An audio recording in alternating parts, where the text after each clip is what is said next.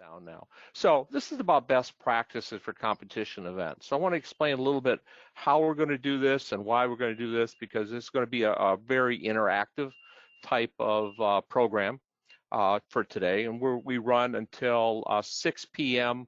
Eastern Standard Time, 5 p.m. Central Time. One of the things I want everybody to be aware of is that all these best practices from all you event partners that are attending this session, they vary from West Coast to California to the upper reaches of Maine, and they even extend over to New Zealand and Australia. There's a lot of really, really good best practices, and we're going to make an effort this year to capture as many of these best practices as possible. If you go to the next slide, the only slide. There we go. And these are some categories of best practices. So the number one question that should be in the chat right now is, what are you going to do with all these best practices we're going to collect here? Well, we have for you that should be coming right around the 1st of August or so, a brand spanking new, never seen before event partner guide. This is not like the old event partner guides we've had in the past. Lisa Schultz and the team that's working on that and myself have put together all of the things that an event partner needs to know, where it's located in a single document. That means this event partner guide is going to be searchable. You're going to be able to go to the search bar and type in scoring or running an event or tournament manager, and it's going to jump you right to a section. And in each one of those sections, you're going to have a list of best practices associated with that section. And this will help the new event partner and also give some ideas to the event partner that is experienced, because there's always things you can learn at events. We're going to take everything that we do here on this presentation today. We're going to collect them. I'm going to compare them to the event partner guide. And then if they're not in the event partner guide already, I'm going to go ahead and add more, so that add them to the event partner guide so that we can share those resources with everybody else. So what I would like to do is I'm going to give you one best practice of mine as an example, and then I'm going to have Philip Leet spend about 5 minutes talking about some event practices that he has experience. He's an experienced event partner that's also now a regional support manager. Luann was an event partner, but now she's a regional support manager. And then we're going to let them share first, and then we're going to start collecting all these good ideas. And what we'd like you to do, so that we can capture these easily, is to put them in the chat function. And then as some new ones come up, we may expand on them just a little bit. So here's the one that I found going back to when I first started working as a regional support manager. Now I'm a director of operations. But when I first started, there's one very, very good practice that if you don't follow it, you'll make or break your event. And that best practice is having a known good printer with paper and with ink. And when I say ink, I really mean toner. I can't tell you, I can't count on both hands how many times that I've been to an event and I will go and look around and ask the event partner if I can help a little bit. And I say, hey, where's your printer? Oh, there it is on the bench. We haven't hooked it up yet. And I'm looking over to the side and I'm seeing a printer that has a 32-pin connection cable. It's an old IBM that in no way is ever going to hook to a modern system. And I said, did you test that computer? Oh, no, they brought it down from the IT department and said, all I got to do is hook it up, it's ready to go. Well, it obviously wasn't ready to go and it wouldn't work. And then the event comes to a screeching halt because we need to print a whole bunch of stuff, as you know, before the event starts, such as match lists when you get everything set up in Tournament Manager. So I've made it a rule that every time I go to an event, one of the first things I do is I eyeball where the printer is. And I think that's a best practice overall. Philip is a event partner that I've known for many years in the northern part of Michigan. He currently is in Traverse City. So Philip, could you give us about 5 or 6 different great practices that you've run into? Sure. You're hearing me okay? Yep, yeah, I'm sounding Excellent. really good. Um, I work out of a lot of different venues, from the small elementary school gymnasiums that don't have any bleachers, all the way to the large high schools, which will carry 2 gymnasiums and bleachers on 4 sides. One of the things that I always like doing is sketching out my layout and actually drawing it. Go back to art class and do a quick sketch of where we're going to be, where I think I'm going to put the fields, where I think I'm going to put any cameras for live streaming, where the administration table, where the pits are going to be. Even more importantly, this year is going to be this sketch, because we're trying to maintain, I know the REC recommendation for COVID events was going to be 8 feet between your tables. I like 10. It means I have fewer teams, but it also means that there's a little bit more ease as we're trying to get around the spaces. But that all starts with just a sketch, which will absolutely tell you how many teams you can or can't have, and you just work from it. It'll also help your volunteers when it does come around to setup time, because they'll say, what can I do? And you can say, great, could you place the IQ fields? And here's a picture, and they'll have an idea where they're going to go. So that'd be the first one, is just make a sketch, make sure that what you're hoping to do will actually fit in the venue you want it to be in. The next big one that I really like doing is, even before we're talking like 45, 60 days before the event, who's my right hand person? Who's my shadow?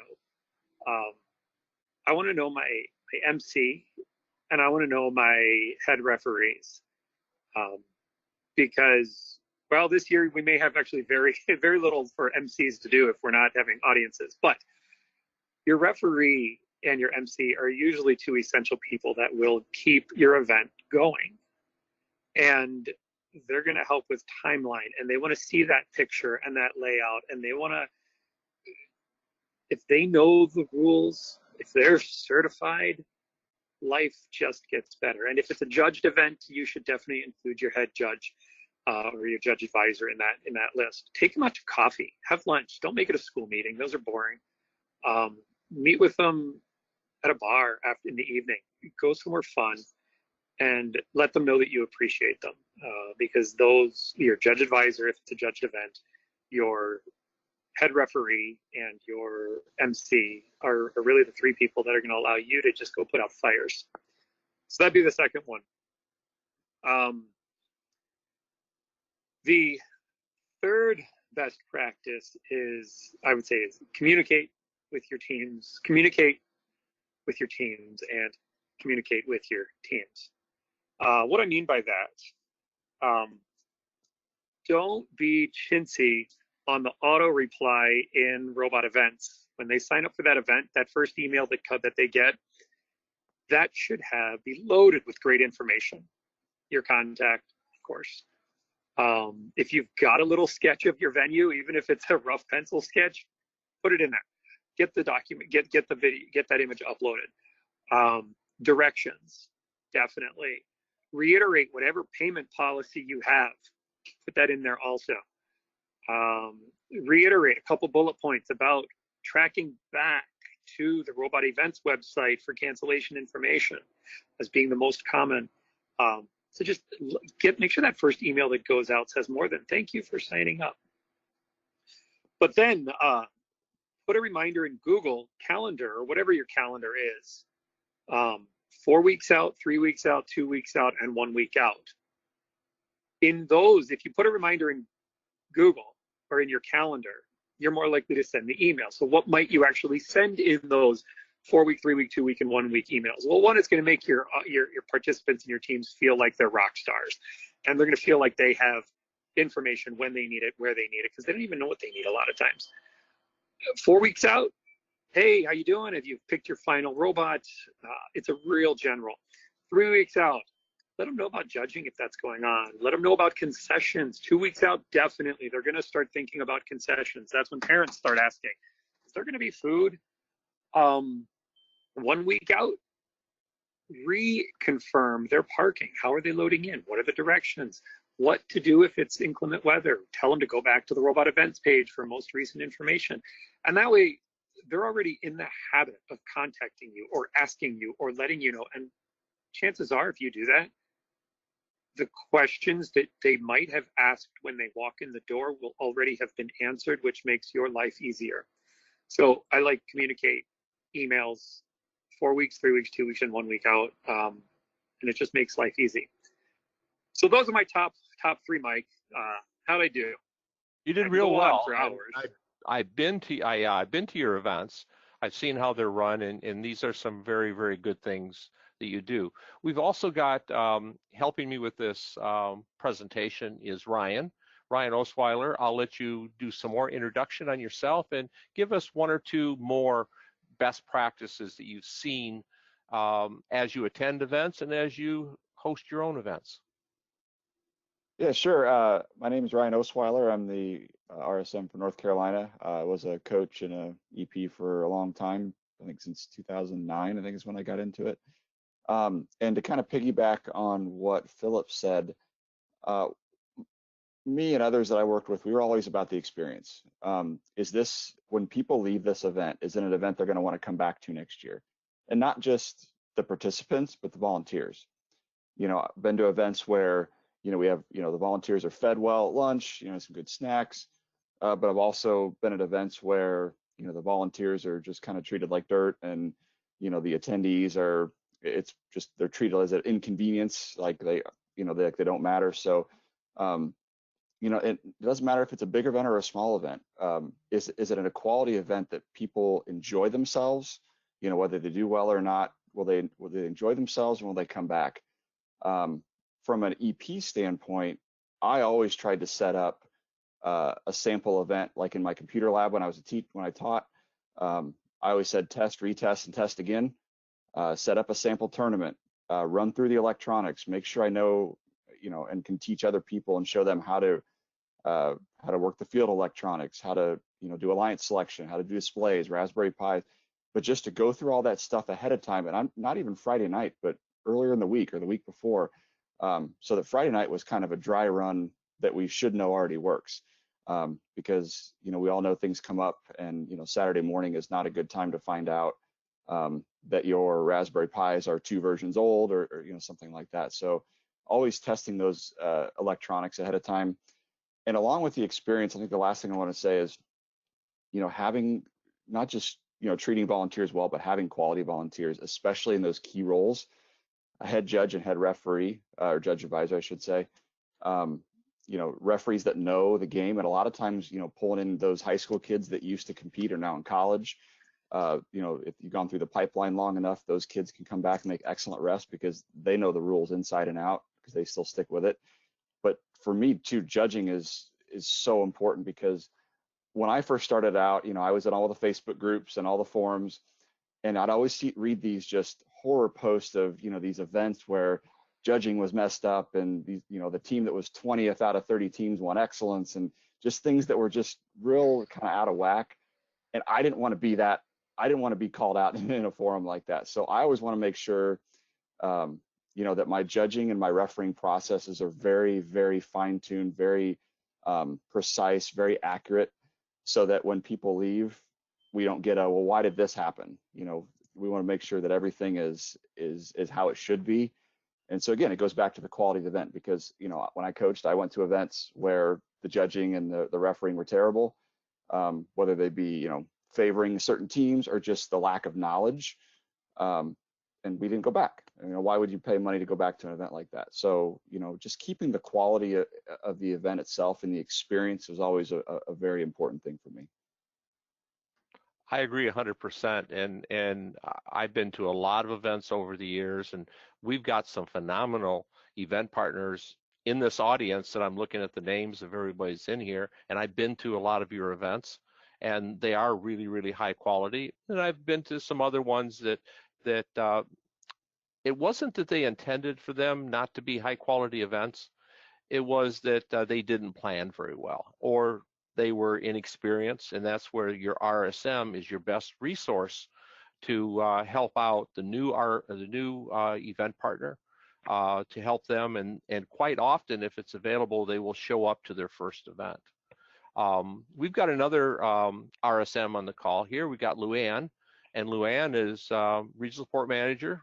She's also been an event partner. I'll let her do an introduction of herself, and then also give us one or two more best practices that have been mentioned already. Thanks, Mike. My name is Luann Cormier, and I am the Regional Support Manager for New England. One of my best practices is I go back to the volunteers. Getting volunteers involved is key to successful events. And we talk a lot about our key volunteers. We got to get the head referee and we got to get the judge advisor. But I also encourage you at every event, you should have new volunteers shadowing people other jobs. There are so many events that I've been to where I see parents who are just kind of hanging around or older siblings or uncles or whatever, and they look like they want to do something. So I'll go over and say, hey, would you like to help out with inspection? Or would you like to help out with tournament manager?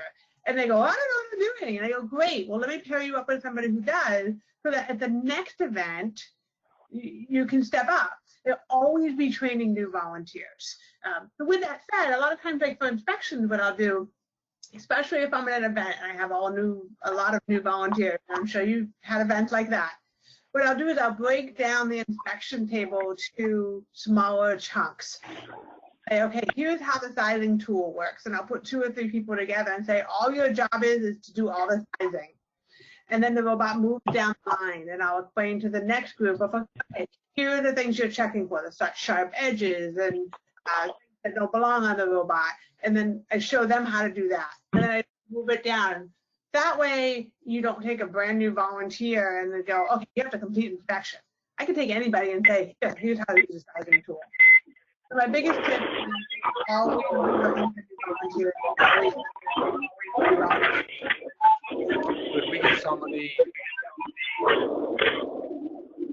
Could we get somebody to mute themselves? So Mike, I just hit mute all, so you just need to unmute yourself. Definitely. Okay, we're good to go. Okay. So those are my 2 biggest things: is always be recruiting new volunteers, and then when you do have volunteers, break it down into baby steps so they don't get overwhelmed and they want to come back and want to learn more. All right, that's some good suggestions. The smaller chunks to learn something is important. We got some really good suggestions in here. In a minute, I'm going to ask Luann and to go ahead and also Ryan to pull out some of these, meaning I'll let you have and you can explain it. And we'll talk about it a little bit different. I've noticed another guest on this call, which is international, and I'm sure they do things maybe a little differently, but I don't think so. Jessica, could you turn on your mic and give us a few of your best practices and explain a little bit about who you are?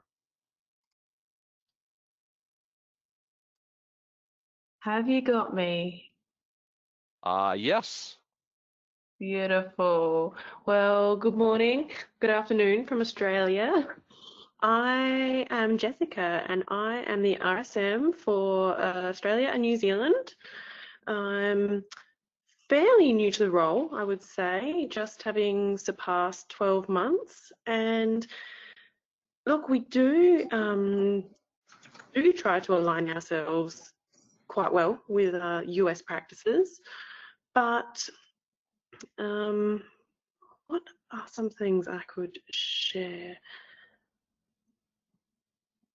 I haven't been terribly fortunate, I guess you could say, in my travel to make it to all of our tournaments, especially now with extra restrictions.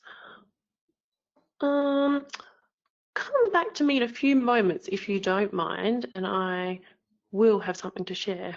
All right, that sounds great. And I know I'm falling into my old teacher habit, and that is you just call on students. You just call on students and try to get the reaction. So I'm going to do it again. And I've seen that there's Doug Heffer on this call. He's from Michigan. And I've been to many of Doug's events, and they're very, very excellent events and all the ones that he runs. Doug, can you unmute yourself and give us a few examples of some great things that you do?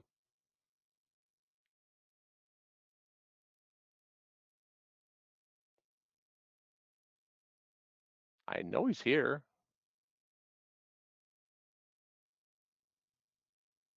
He may have stepped away. He may have signed in. So, Luann, you have a couple that you would like to have me go a little deeper on that people have put in the chat? Yeah, a lot of people are talking about volunteers and making sure that you give them a break.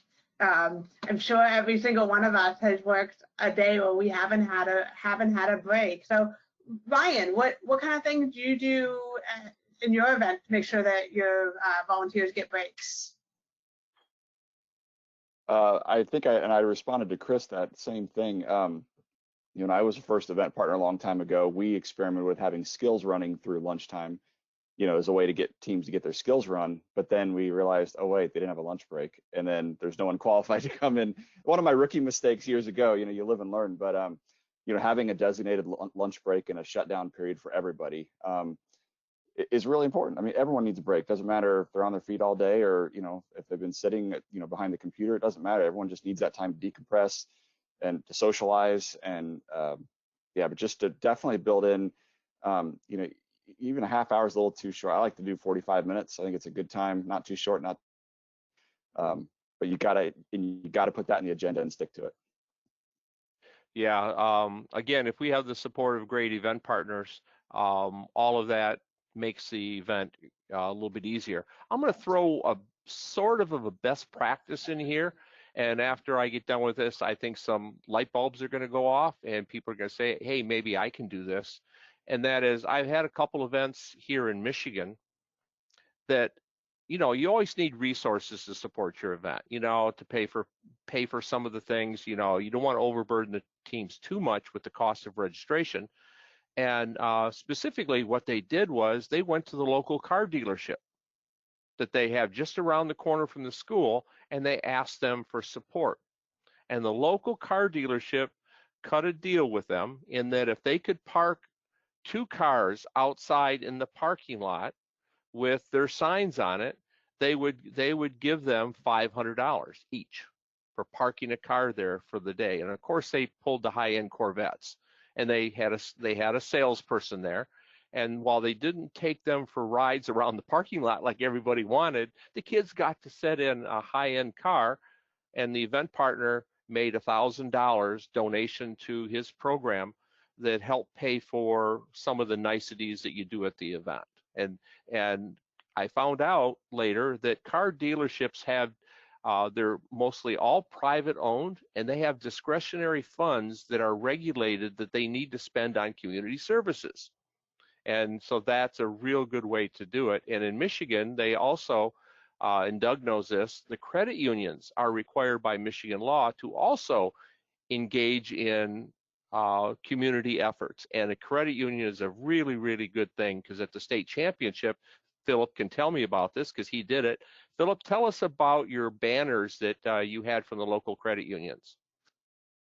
Oh, goodness. I guess before we get into our VEX IQ state championship was larger than we'd ever imagined. We actually put it in a regular for-profit resort, which blew costs, but we still, broke even.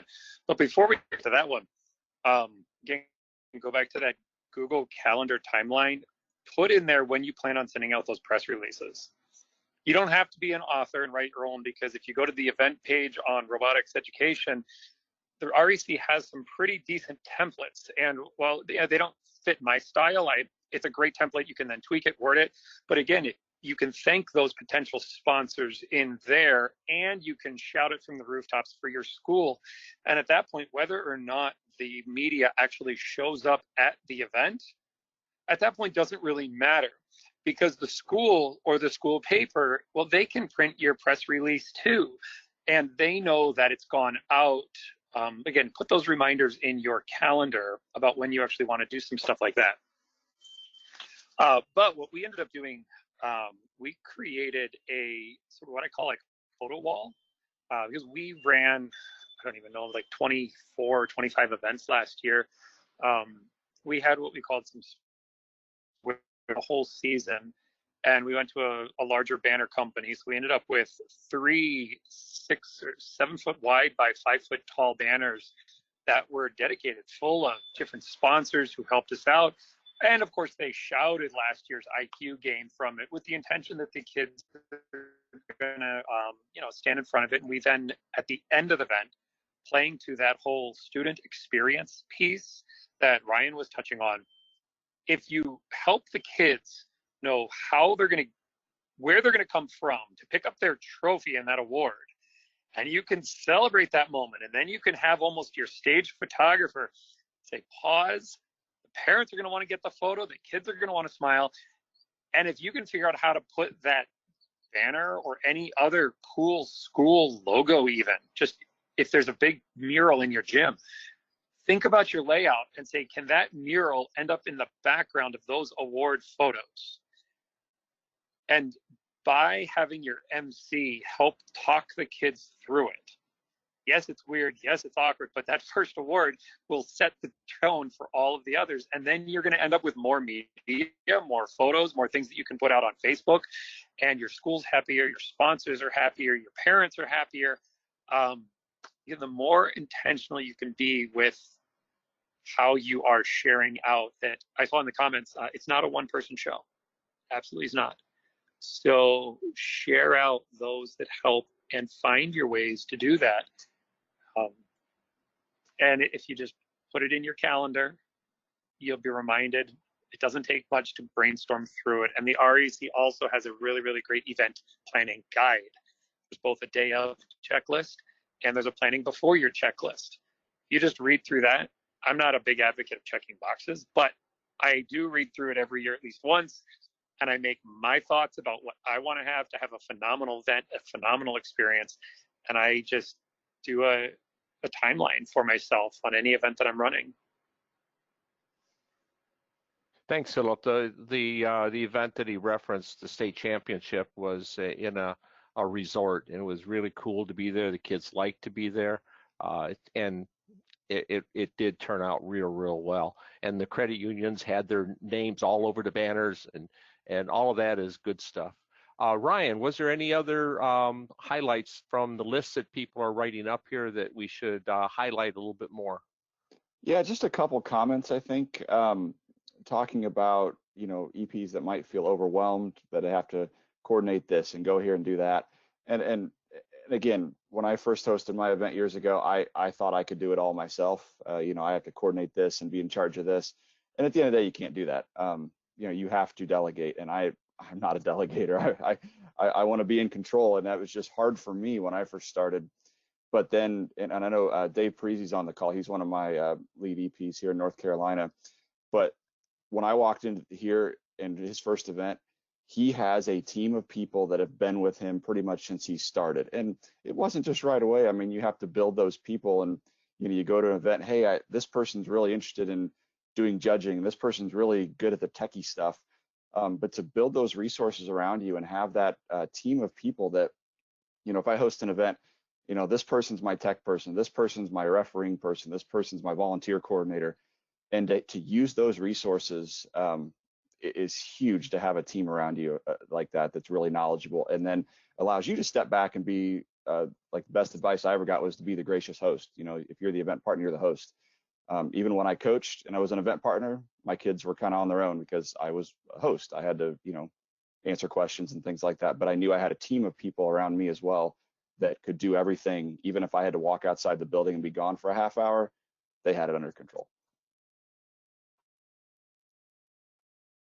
Yeah, and that's important to have the backups to the backups and so forth. We had a couple suggestions, and one came from Luann about if there are any of you that have best practices for setting up the event. because that's one of your biggest challenges. And a best practice, a simple one, is if you at all can get the venue the night before, that you set it up and wire everything and test it out. But then there's a lot of little things that I've noticed on best practices for the event themselves. And Cam, why don't you undo your microphone and tell us about taking pictures of your setup in that. Hi, this is Cam. I'm the RSM in the Pacific Northwest region. So one of the things that I've done in many different events is to take pictures of the ways I like things to set up so that the following year I can just hand a color printed picture to a volunteer and say, make it look like this. It's a lot easier than saying, oh, I want this table here and then this needs to go there. It makes great for cleanup too if you take a picture of the venue before your events, because cleanup is always the time when a lot of people tend to just happen to need to leave early. So it makes cleanup a lot better. You're a better partner to the venue that you are using, either it be your school or a rental location. If it's a rental, then you definitely don't want to have to pay extra fees if things aren't set up the way it needs to be later on. Yeah, it's having the pictures to refer to, because we get foggy a little bit when time goes by. We don't remember exactly how it was. Luann, is there any others on here you think we should expand on or call on the person to give us a little more information? Yeah. So I have one that I wanted to share. Okay, go ahead. So one of the, as far as the setup goes, I do, when I have to set up my events, I tend to do the same thing that I mentioned earlier, and I break things into smaller steps. So if, this year with the game, I'll have one set of volunteers actually set up the towers on each of the fields. And I'll be like, okay, you're in charge of setting the ones in the corners. And then you're in charge of setting the ones, along the wall, because they are just a little bit different on each one. And if somebody goes and says, oh, I figured out the corners, then they go do it on all of them, they've already figured out how to do it. So that's kind of a good tip if you have a lot of volunteers or a lot of students kind of around, to say, okay, you put all the corner pieces on, and then you put all these pieces on. It takes a little bit more of breaking it down, but then you don't have, 50 people trying to do 50 different things and you don't know what's going on. So I like that. Francis, are you able to unmute yourself? Francis is one of our signature event partners at WPI. And he has a kind of a funny story about a cookie machine. You want to share that with us? Yes, can you all hear me? Yes. Great, okay. So to introduce myself, I'm Francis O'Rourke. I'm the Assistant Director of the Robotics Resource Center at WPI. We put on the WPI signature event every year, and now a whole bunch of other events for VEX too. And I've been a VEX head referee in New Hampshire and Massachusetts for about 10 years. So what Luann's referencing is, so through a story which I won't tell, I came into possession, my office came into possession of a Otis Spunkmeyer cookie machine, basically one of those electric baking ovens. And so what we do is during the event, it's my goal as one of the people running the event to have nothing to do, right? If I've got nothing to do, that means that everything else is running fine if I don't have to be anywhere else. And when that happens, it's time to reward everybody. And I go and bake cookies on this machine. I buy a 5-pound tub of cookie dough, and actually Luann made some at our event last year as well. She did a great job. I said this in the chat earlier. The intent behind that is not that I'm like trying to flex on people and just say, I can make cookies while everybody else is running around. But the key is to treat your volunteers like they're special, right? Like we always make sure we have plenty of water, soda, juice, drinks, other kinds of snacks, and then to be able to walk around to the volunteers who may be busy or have a lot going on or have had a long day and say, hey, you want a cookie? Watch out, they're hot. Their eyes light up, and it's instantly something that they remember and want to come back. And it truly, not only does it make them feel better, but it gives them a more positive attitude, which you can see through the teams they interact with. Thank you, Francis. And you are so right. We all go crazy for the cookies, and people talk about that. And it's just simple. It just makes people kind of come back. So let's see. Ryan, do you have something that you want to share that's in the chat? I was just gonna, I think someone had mentioned earlier, but maybe actually it relates to what Daniel had posted about helping other event partners clean up and building relationships and being able to call on them. You know, I think a lot of times experienced event partners, you know, some that I've worked with, definitely very few, most of them are fantastic, but some aren't willing to realize that, you know what, other people have great ideas too. Even a new, even as an experienced person myself, I can walk in even to a new event partner, and maybe they, you know, a little rough around the edges, just learning everything, but maybe they do that one thing that I've never thought about before, you know. So it's obviously we think about new event partners learning from experience, and I think that's so important. And don't be afraid to ask experienced event partners for help in your area. But also, if you're an experienced event partner, you know, can you lend a hand at an event? Can you be a mentor to a new event partner locally? Can you go be their judge advisor or go be their head ref and, you know, help them or walk with them through a tournament, help them, you know, learn the ropes on how to host, and not to be pointing fingers at, oh, you did this wrong, that wrong, but to encourage them, you know, to point out the things they did well, but not be afraid, again, as an experienced person, to learn from new event partners too, because, you know, in a forum like this, like just sitting here listening, you know, I never thought about the cookie machine before, but that's fantastic if I could get my hands on a cookie machine. But it's those little things that you could pick up from other people that maybe you could incorporate into your event someday. Yeah, that would be, you know, sort of unique to do. I'm looking at the chat line, and Nathan Nolte here said, for my biggest events, I set up my tournament manager and all my Raspberry Pis before the event, label all of them. It streamlines the setup at the event. Nathan, would you like to share a couple of the other things that you've got in here? You've got some great ideas, Nathan. Sure. Let's see. See if I can turn my camera on. No, my camera says it can't turn on. That's all right. Can you hear me? Yeah, we can hear you fine. Yeah, so I do well, the world has changed, so I'm not sure what size my events will be this year, but like I did I've been doing events several times. My big event every year is both IQ events and both VRC middle school and high school events all happening at the same time, the same venue. So I have about 130 teams with 4 events going on at one time. So with that much to organize, I spend a lot of time, just like I said, setting up all my electronics. I'm probably running, when you count field controllers, 24 to 30 Raspberry Pis, 4 tournament manager computers, that many more streaming computers, and then just probably a couple dozen tablets, and kind of getting all that stuff and just setting the stuff up ahead of time and testing it makes a huge difference. So I just make my huge spreadsheet of all the different electronics I need and all the different things. And I also have some IT side here, so I also do a lot of, like, I make sure my IP addresses and all that are set up ahead of time. So that makes a big difference. I put in there too the pod layout. We started doing that for our signature event last year, first time signature event in Wisconsin. It was mostly a function of how do we fit everything inside the venue for the teams, but we ended up doing, there's about 12 or 13 teams in a 30 by 20 rectangle set off with some pipe and drape, and there was enough room for the teams around the perimeter with practice field in the center.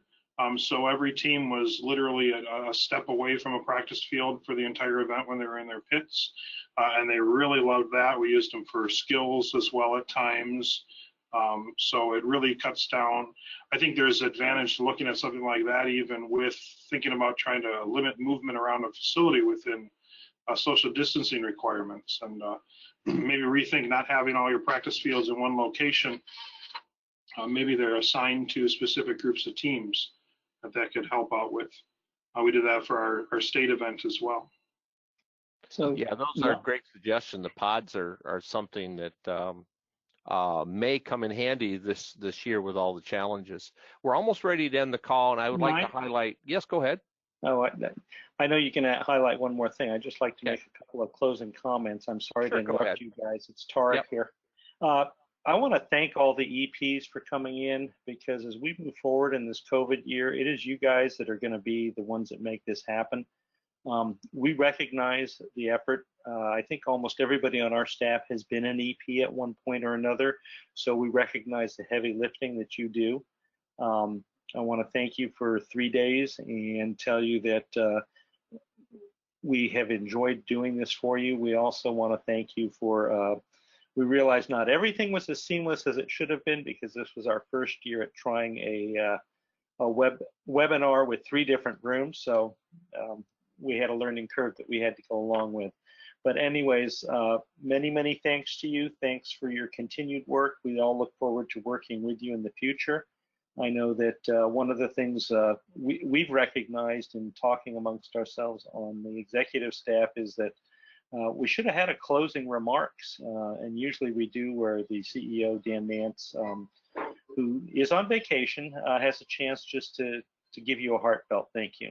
And that's all I wanted to say. And Mike, go ahead and close it out. Thank you, sir. Yeah, I'm going to close it out with a suggestion that a best practice for a competition event that's often ignored. And this one was provided to us by Zia Miller. And she says, find your local group of professional engineers. They make a spectacular base for judges. I mean, you get some of these engineers out there as judges, and they're unbiased, and they really have a great time. And maybe their business will help support you. You never know. With that, I'm going to sign off. Thank you again, like Tarek said, for all the great effort you do during the year. Please do not hesitate to reach out to your regional support managers and make sure that you keep the lines of communication open. And remember, this year, we're going to be as flexible as we can to accommodate these students and learning everything about science, technology, engineering, and mathematics. Thank you, everybody.